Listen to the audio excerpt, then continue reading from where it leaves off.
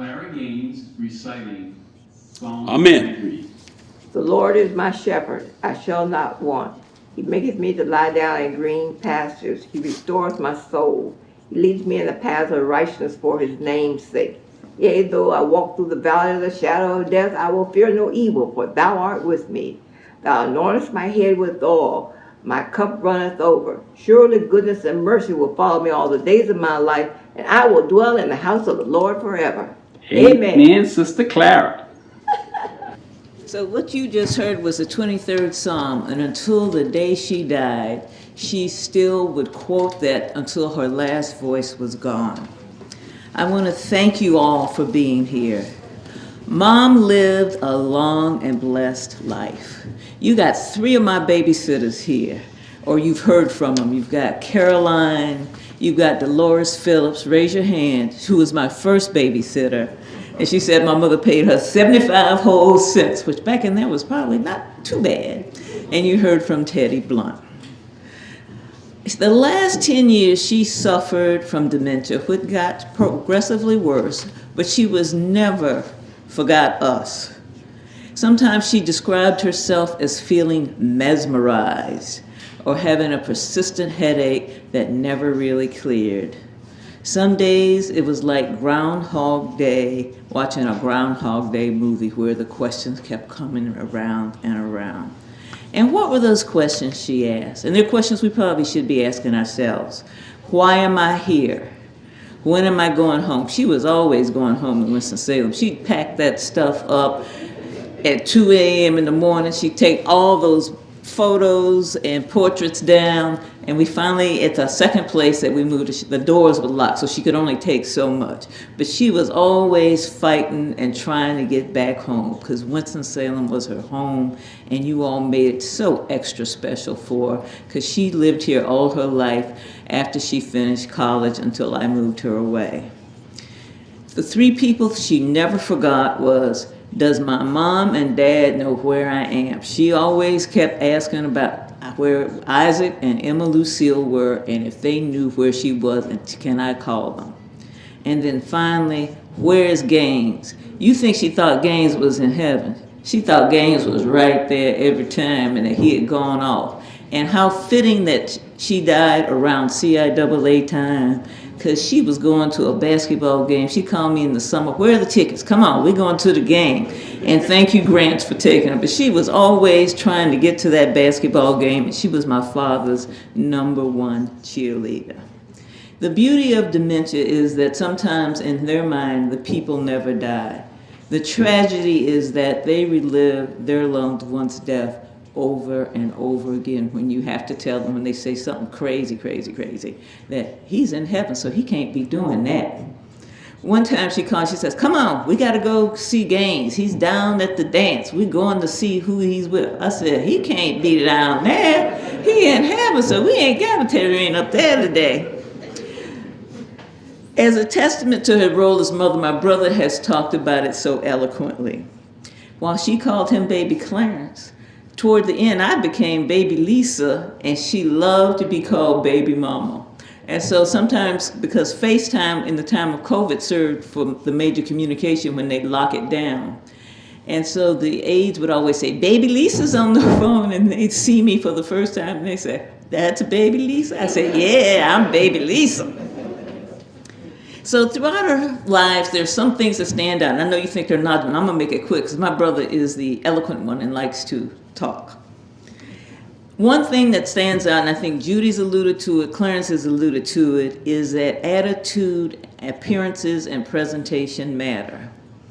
A favorite statement that she always said when I'd get sort of snarly is, you know you can catch more bees with honey than you can with vinegar. And it's so true.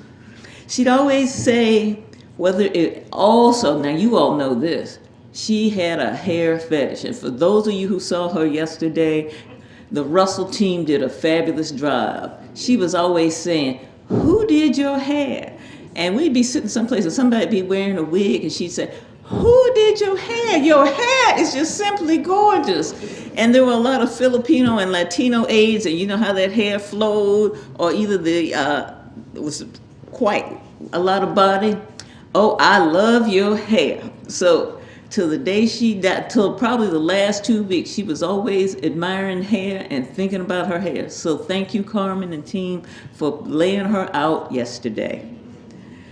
She also loved clothes, and Belks had a senior advisory group who modeled, and she loved classy clothes. And I know Billy was in there, and I think Shirley was on there, and they were the ladies who lunched, and actually it was a great marketing ploy because they bought the clothes they modeled. And I thought about it as a kid in terms of where did I, and while now I have a love for art, I have a love for crafts, I have a love for pottery, and I love hand-woven clothes. But back then, they couldn't go to the stores, so twice a year my mother would get me 2 Easter outfits, 2 winter outfits that would be made. Mrs. Mitchell often sewed them. And I remember going to pick the fabric and the pattern, and it was such a delight because she would let me design and pick my own things from the time I was about 8 to 10 years old. And I never realized that the clothes that I got that were made by those black seamstresses were the key, were comparable to any designer clothes that are out there. And maybe it was good that we couldn't go to those stores. And then she was the consummate teacher. Up to 3 weeks ago, she would correct all those aides' languages. Anybody who split a verb and didn't speak correctly. So they would say, Clara, would you like to lay down? Chickens lay eggs, people lie down. Always, she was always the consummate teacher. She was dogged, persistent, and assertive. Imagine a 16-year-old learning how to drive on a 2-way road up going to Fancy Gap, and she's trying to tell you to pass this truck. And that was me. And so she kept trying to push me because I may have been a little timid, but I found outgrown that. She was persistent. Clarence talked about all the women that worked. I remember one time she was going to Wake Forest so that she could be a counselor. She was teaching full-time, and she was a mother. And a lot of her compatriots did it, and they just did it. And then toward the end, she would say, and this was probably up to the last week because she couldn't move, and so that they would have to shift her about every hour and a half so that she didn't get bed sores. And so her body was so fragile that anytime you touched her, she would scream. So one time an aide touched her, and she said, no means no, N-O. And they stopped her because she had been so quiet and placid. But at the end of it, she always would say thank you for the care they gave it in her little soft voice. Thank you, even after she had done that outburst. Service to others was in her DNA, and I think it was given by both her parents. Clarence talked about my grandfather, but many of you remember Mrs. Emma Lucille Berry, who was a sweetheart. And my mother would always say, I would say, you know, she was one of the sweetest people. And she would say, yes, my mother was a sweetheart. Because many of you would go and you visited her and you honored her. So I think that's why she learned and always had a life of service. And and Judy talked about Meals on Wheels. She did it for 8 years. She was basically the chauffeur. My dad would go in and deliver the food, and he would stay forever talking to the people. But that was one of the reasons we selected Meals on Wheels by the Forsyth County Senior Services as one of the donations to give money to. She enjoyed a life. Now, you talk about all the piety and whatever. Because she did nothing as in high school, she made up for it. She would dance, and she would dance probably up to about 6 months ago. She'd take that walker, and the aides they were imitating her probably about 2 weeks out. They said she would get that walk, and she could go just down, just as low, and get back up. And she would just always, when the AKAs celebrated her diamond anniversary, and I'm so thankful for Irma Richardson and Annette Morgan for making that possible. If you saw videos, she got out there and just danced. She loved life. And sometimes she had a little crackle, and she would say, And she'd have them rolling at the Carrington, and she had me rolling some of the stuff she said. And she says, sometimes I just so funny, I just tickle myself. And she would just burst out in laughing because she found joy and happiness in everything. And so faith, I think my brothers talked about it, and she believed in the power of affirmative prayer. You heard us recite the 23rd Psalm. The Lord's Prayer, in terms of thy will be done, that phrase, she gave it up to God most times. And she used vision boards in affirmative prayer. And then the other thing is, and Clarence talked about it, about the mouth and 2 ears, 1 mouth. She always tried to say, Lisa, just keep your mouth shut, just look, observe the situation.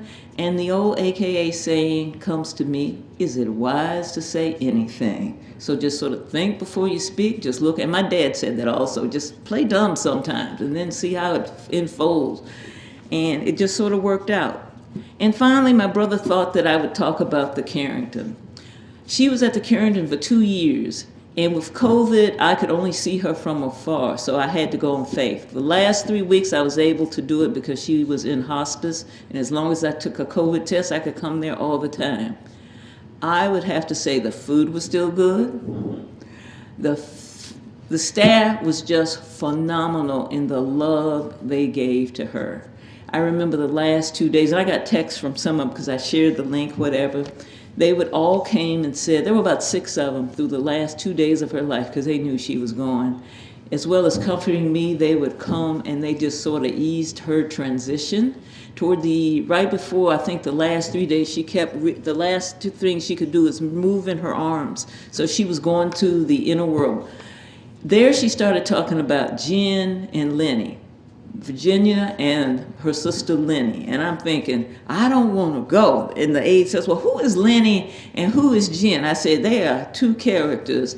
And I talked to Jen's sister and I said, they're probably trying to get her to go out to the party and she's not ready to go yet. So she said, I don't want to go. She was frailing with the hand. So she lasted a lot longer with that dogged determination. And so I just want to thank everybody and all of you who came and who made both the Gaines and the McDonald's life so wonderful.